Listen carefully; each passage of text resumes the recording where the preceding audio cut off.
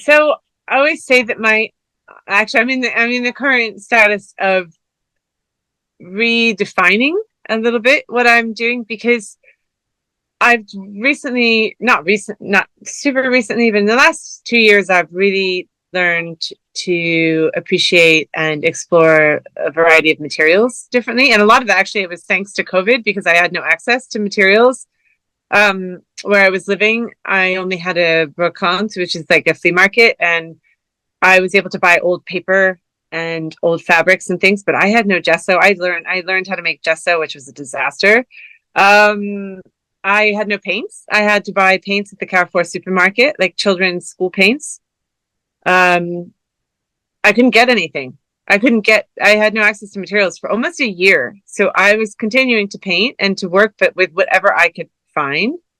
And it was actually really brilliant. It sort of awoke something in me that um, really resonated with all of my background. Is like I was a set designer for many years, so I really like making things and creating like the place around me is just as important as what is what I'm creating in it. Um, and so I started experimenting with all these different materials. So now I would say, I mean, I'm experimenting with sculpture quite a lot recently. So I'm an abstract artist. I'm not trying to represent anything. I'm not trying to depict some some a thought or a feeling necessarily. It's just very intuitive. So it's coming from a place that is like it's almost like like having a conversation. It's sort of question and answer with myself, really, but without thinking about it. If that's a good way to describe it. I work a lot with color. I do also, I actually worked in black and white for many, many years. I loved working with black and white and I still do, but I feel that color resonates much more with me. And I have a pretty symbiotic relationship with like tonalities of colors. And I feel like it tells a more interesting story. A lot of people can be slightly terrified of color. And if you get it wrong, they're right that they should be terrified of it because it can be really bad.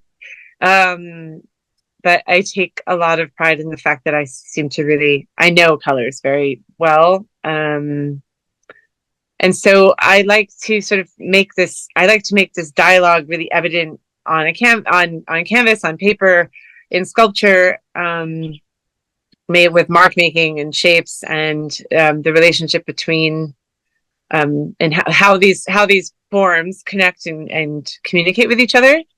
Um, but it's funny. I was like, actually, I feel like I'm like an abstract folk artist. And the folk part comes in with the relationship to materials because I am like a little scavenger when it comes to finding old pieces of paper. And like my next exhibition in Paris in September, most of the work is coming from an antique crate. Well, a crate. It's a basket that was covered in fabric and then covered in leather and then had all these like leather straps bolted to it, which when I moved from France kind of fell apart and got squished in the moving truck, sadly.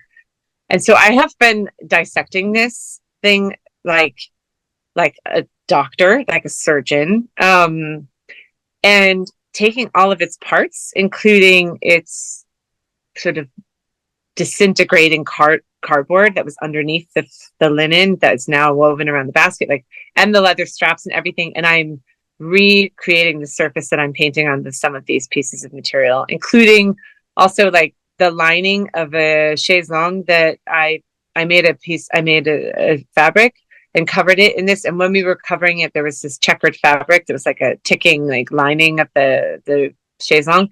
And I've stretched it over a wooden frame and I'm using it as my canvas because I feel like the found material is much more exciting than the roll of canvas and linen that you can buy from the art store. Like I find it so boring now. It just doesn't really do anything for me. So for me, the treasure hunt of the thing that has a story already, and then extending that story and making it into something else. So that's my new terminology: abstract folk.